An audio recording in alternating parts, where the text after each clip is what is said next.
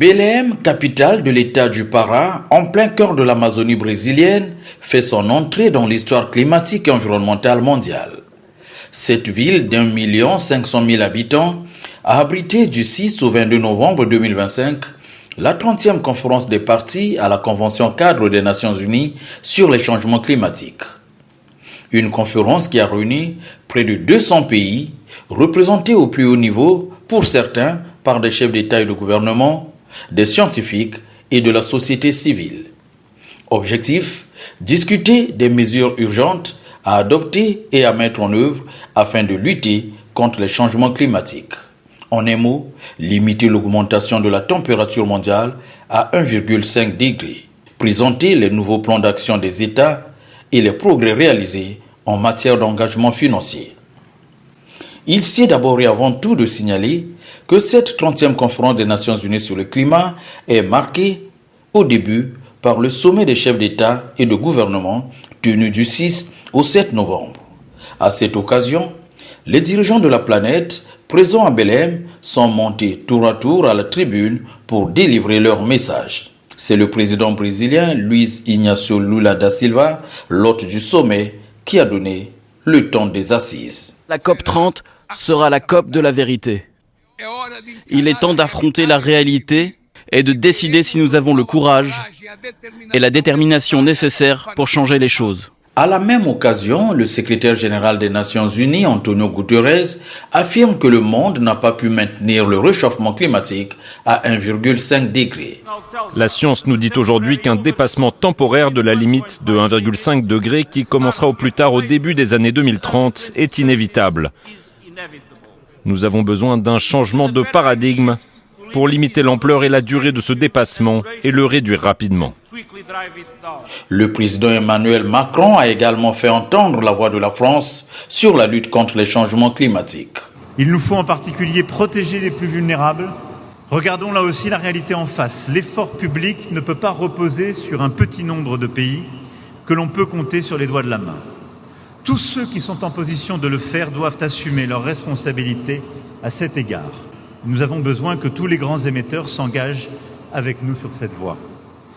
Et cette voie est claire, elle passe par la sortie progressive des énergies fossiles, comme nous l'avons reprécisé, ancré lors de la COP 28 à Dubaï. Nos COP reposent sur une mobilisation collective qui a été nourrie par les travaux d'une science internationale indépendante.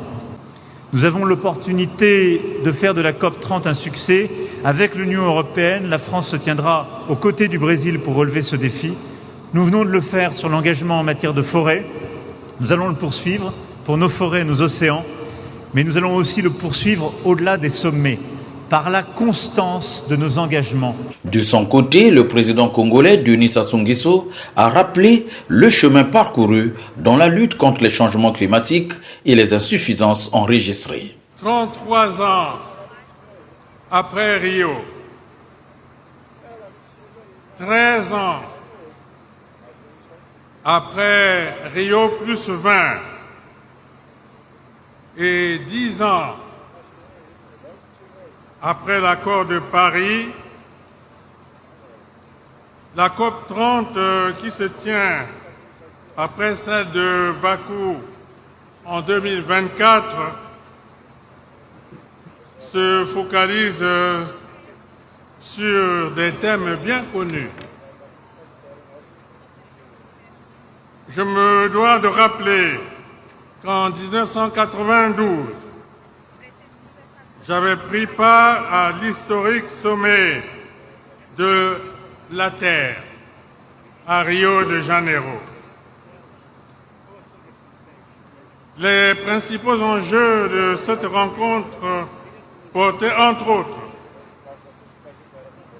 sur le développement durable et la lutte contre les changements climatiques. Nous y sommes.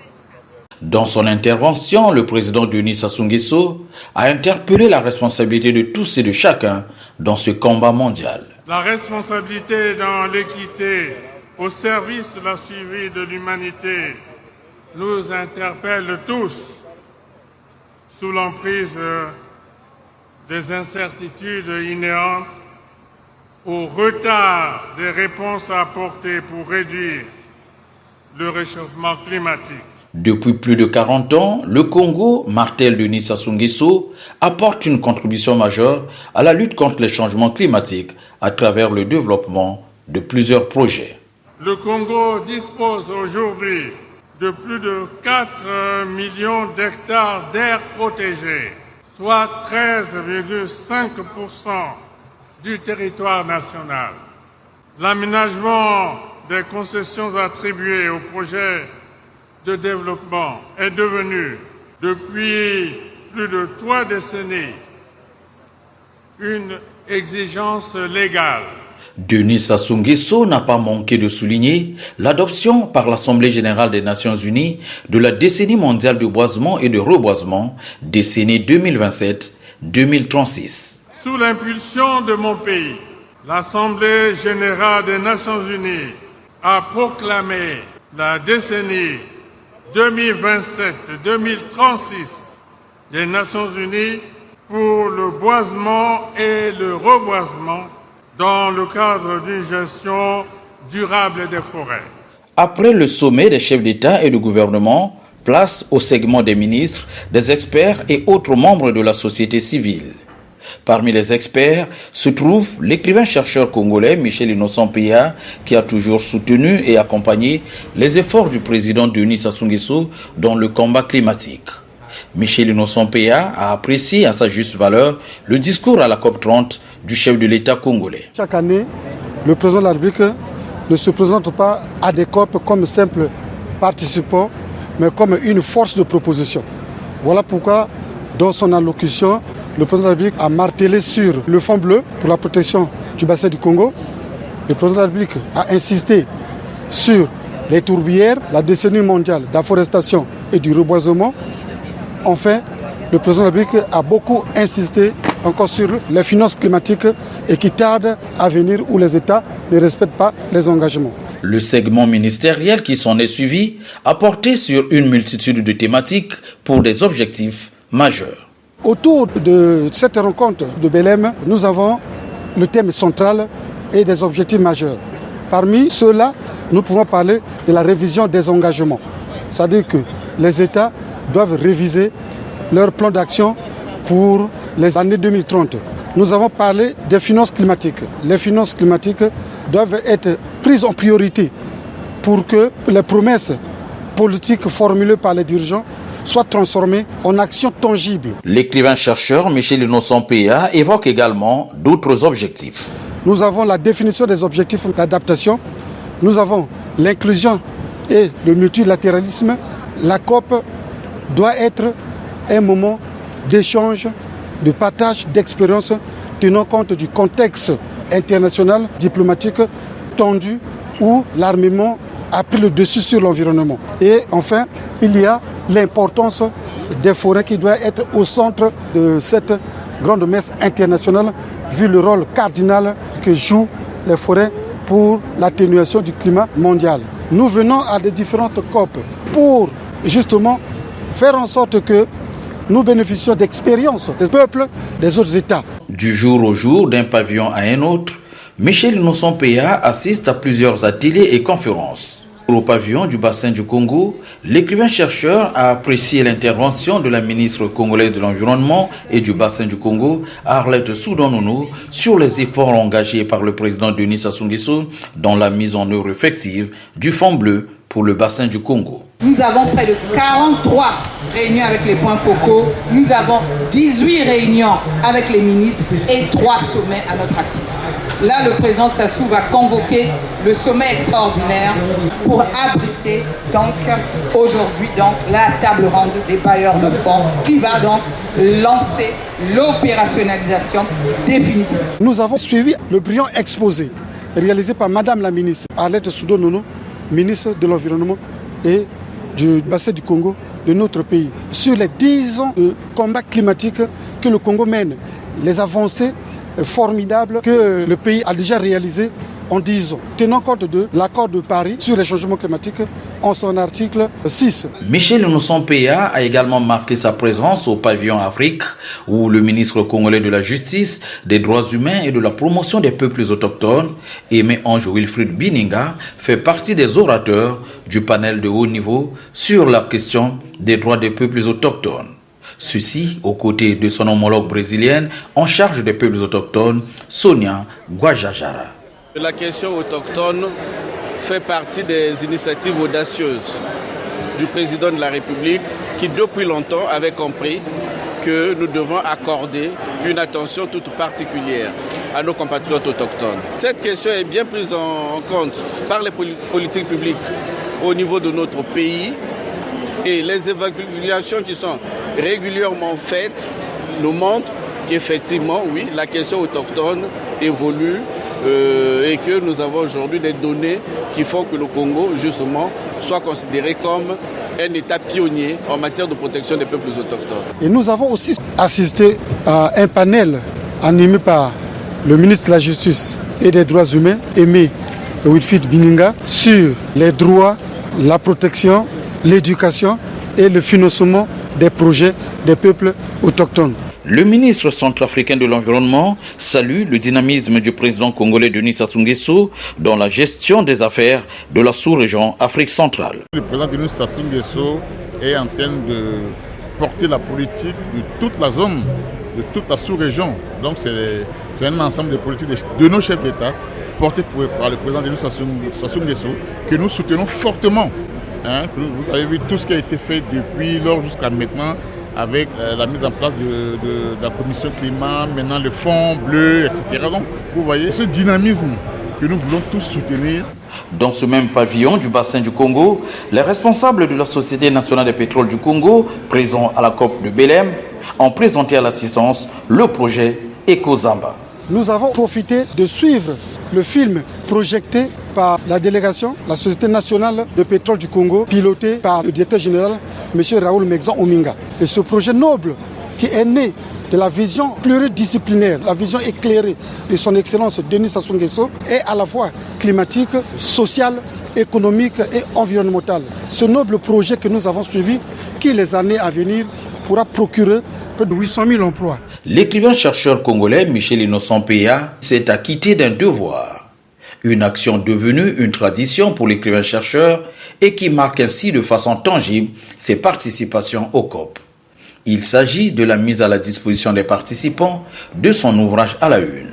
Et pour cette édition de la COP à Belém, le livre d'actualité s'appelle « Bilan vert de la COP 1 à Berlin en Allemagne à la COP 29 à Bakou en Azerbaïdjan, 30 ans de diplomatie climatique, avancées, impasses, défis et perspectives de la COP 30 au Brésil ». Nous profitons de mettre nos ouvrages à la disposition des participants venant de tout horizon pour faire en sorte que ce que nous faisons dans notre pays, sous le leadership de son Excellence Denis Sassou Nguesso, les efforts que le Congo déploie dans la protection de l'environnement soient aussi vus par les autres.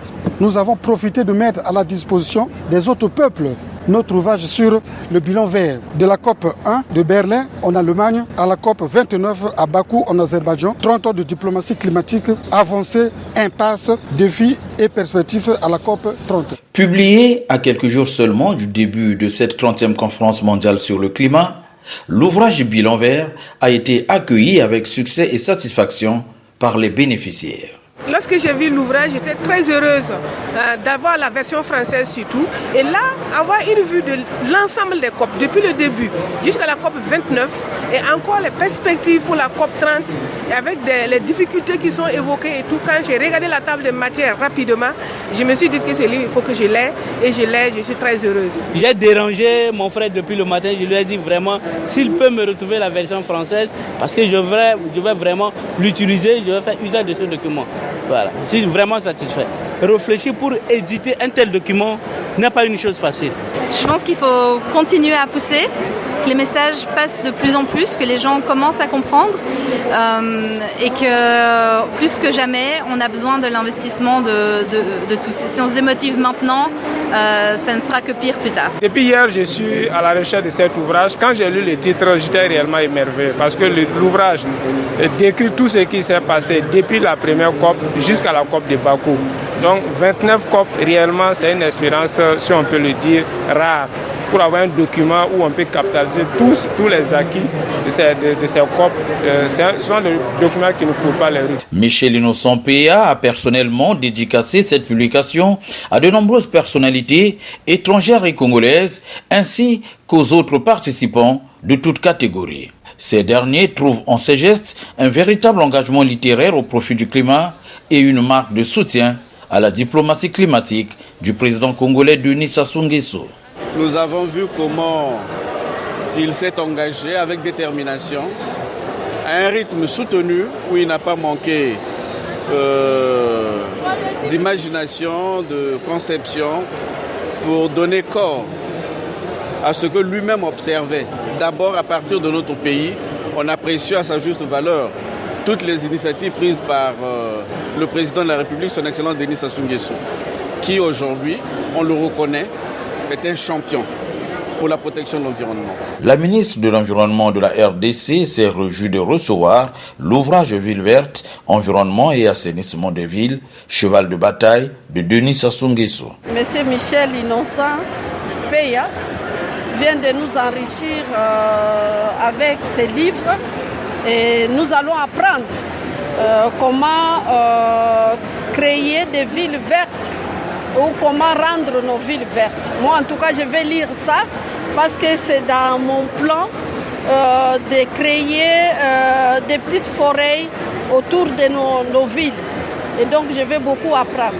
Ça tombe bien à point. Et pour permettre une meilleure lecture et compréhension par tous les participants, l'ouvrage Bilan vert est édité en plusieurs langues, français, anglais, portugais et espagnol. Dans cette publication, Bilan vert, Michel Innocent PA souligne l'action emblématique du président Denis Sassou Nguesso en faveur du climat. Une diplomatie climatique saluée également par beaucoup de participants à la COP. Pour le président de la République du Congo, moi j'ai été à Brazzaville. C'est grâce à lui que nos messages sont portés au niveau de la COP30 et vraiment au nom des peuples autochtones de la République centrafricaine et aussi au nom des peuples autochtones d'Afrique centrale dont je fais partie. Je remercie le président de la République du Congo et qu'il dure encore davantage au niveau du pays pour qu'il puisse continuer à penser au peuple autochtone d'Afrique centrale et de toutes les communautés autochtones. Ce nouvel opus de Michel Innocent PA s'appesantit sur ces thématiques chères au président Denis Sassou Nguesso. Il a produit cet ouvrage qui passe en revue toutes les COP. Pourquoi depuis la première des COP jusqu'à aujourd'hui on ne semble pas résoudre la solution? Est-ce que ce processus est efficace? Est-ce que ce processus reste pertinent? Moment de grandes retrouvailles et de fructueux échanges, la COP30 aura permis au ministre de l'Emploi et du Travail de la RDC, Ferdinand Massamba, de recevoir quelques ouvrages, criminalité écologique et environnementale, plaidoyer de Denis Sassou Nguesso pour une justice verte face au silence des États et à la détérioration de la planète. Je parlais tout à l'heure dans mon exposé sur les transferts écologiques. Voilà ici la criminalité écologique et environnementale. C'est-à-dire, nous faisons une transition écologique des compétences avec le Congo-Brazza, qui est notre voisin naturel et éternel. Ça va nous apprendre beaucoup, c'est après lecture qu'on va comprendre et nous allons bien évidemment emboîter les pas, faire la même chose dans notre pays.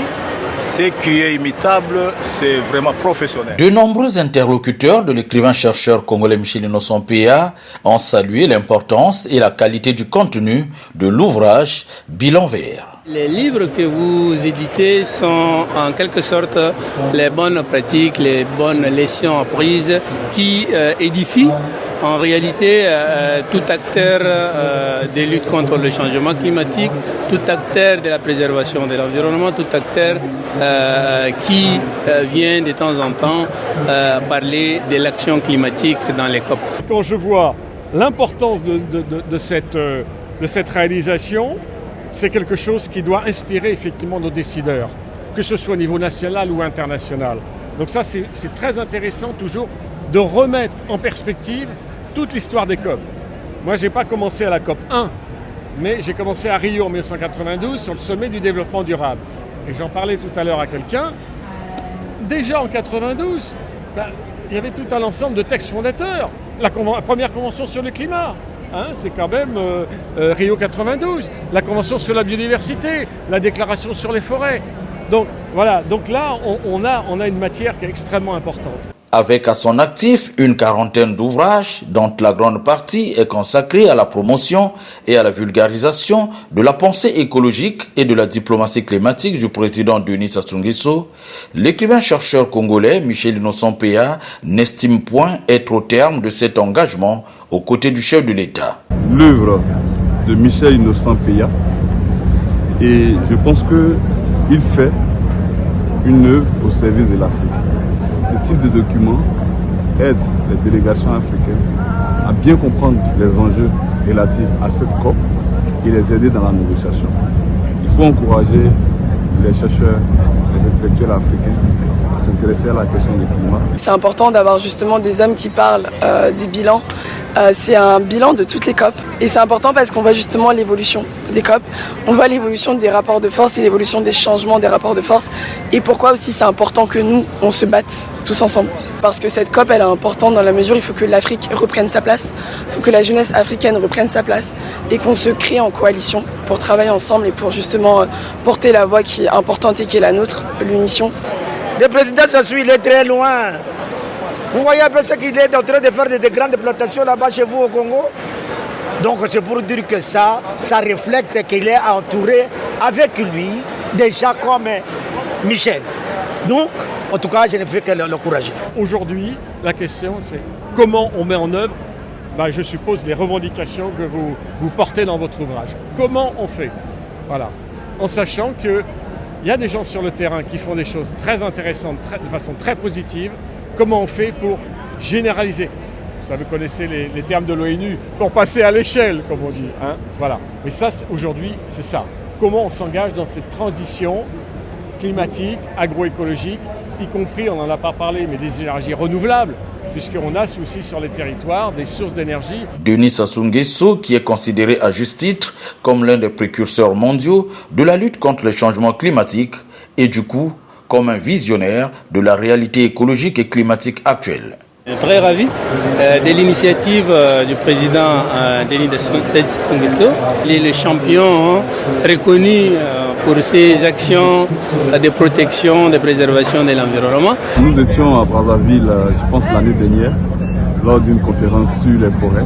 On voit bien son leadership en tant que président sur les questions du climat, sur les questions de préservation des ressources naturelles. C'est aussi quelque chose qui est encouragé.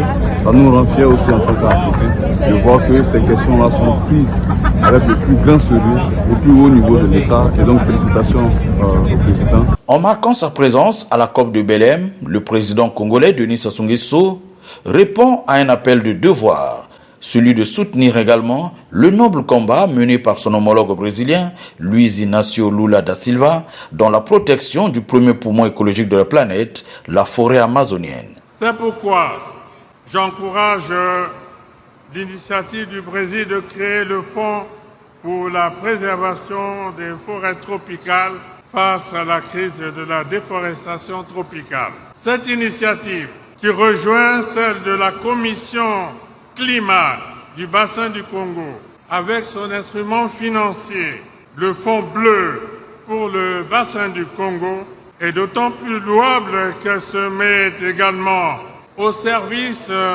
des peuples autochtones et des communautés locales qui sont les premiers gardiens des écosystèmes les plus riches en biodiversité du monde.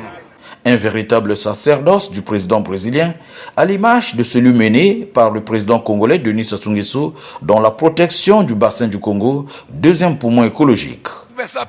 Tous les dirigeants mondiaux doivent comprendre que prendre soin du climat, c'est prendre soin de la préservation et de la survie de la planète Terre. Et comme nous n'avons pas encore trouvé d'autres endroits où nous pouvons survivre,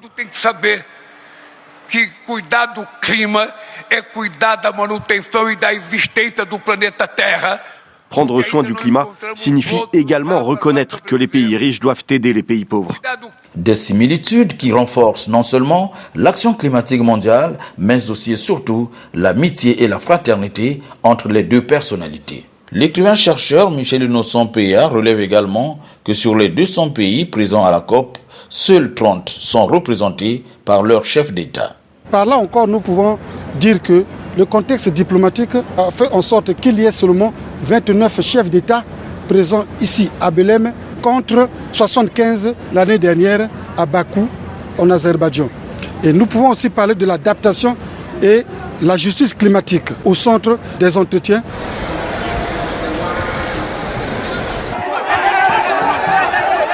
Deux faits majeurs ont également marqué la COP30.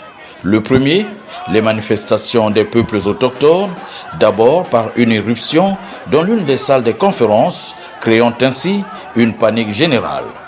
Ensuite, par une grande marche dans les rues de Belém, aux côtés des autres peuples du monde. Le deuxième fait, c'est l'incendie qui s'est déclaré jeudi 20 novembre en mi-journée dans l'un des pavillons situés à l'entrée du site de la COP, provoquant alors l'évacuation des milliers de participants et l'interruption des négociations qui avaient atteint une vitesse maximale. 30e conférence des Nations Unies sur les changements climatiques, le rendez-vous de Belém a donné l'occasion aux experts de plancher sur une multitude de thématiques dont les plus coriaces sont les financements et la sortie des énergies fossiles.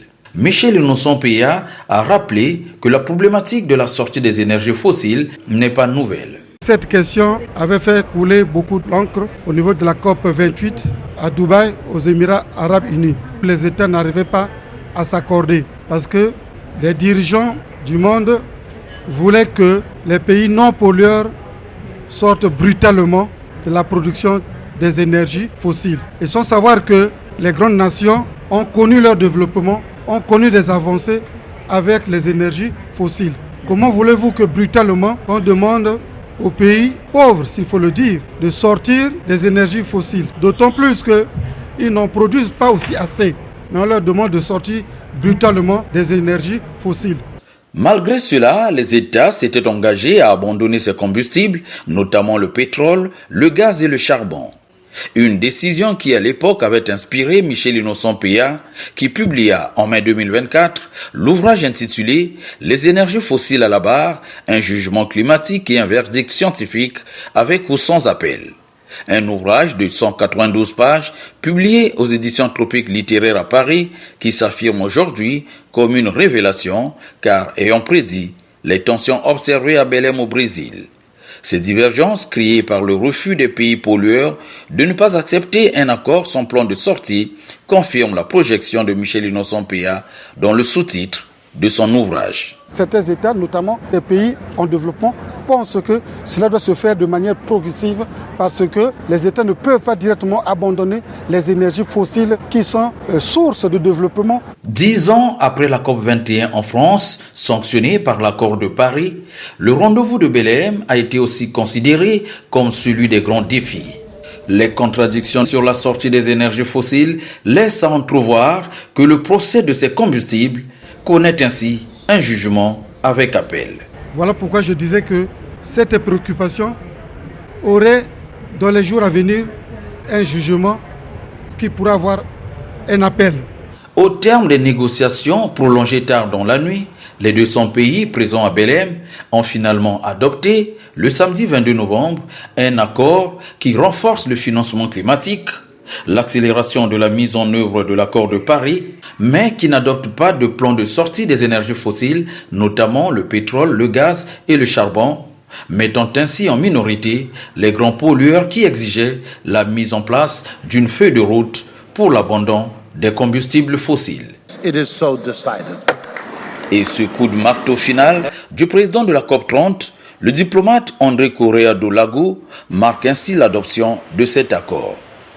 Si la question du financement est vue comme l'un des goulots d'étranglement de la COP30, celle de la sortie des énergies fossiles, elle, aura marqué les esprits et reste considérée comme le principal point d'achoppement de ce rendez-vous de Belém. Après le Brésil en 2025, la prochaine conférence des Nations Unies sur le changement climatique, la COP31, se tiendra dans la ville balnéaire d'Antalya en Turquie. La Turquie qui co-organisera l'événement avec l'Australie. Le titre formel de président revient à la Turquie pendant que l'Australie disposera de la présidence et de la vice-présidence des négociations. Les deux pays sont tombés d'accord sur cette forme de l'organisation.